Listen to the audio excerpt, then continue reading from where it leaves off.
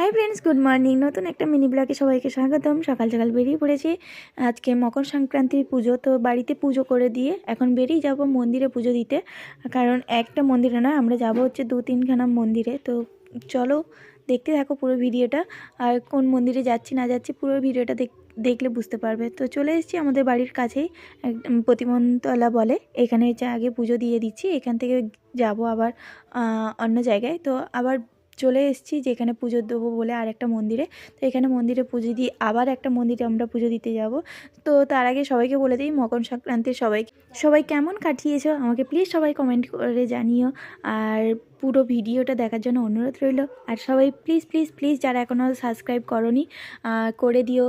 আর next ভিডিওতে আবার দেখা হচ্ছে। চলো বাই বাই, আজকের মতন এখন বাড়ি চলে যাব। তো বাড়িতে গিয়ে আর কথা হবে না। তো চলো টাটা, বাই বাই, আবার নেক্সট ভিডিওতে আবার দেখা হচ্ছে।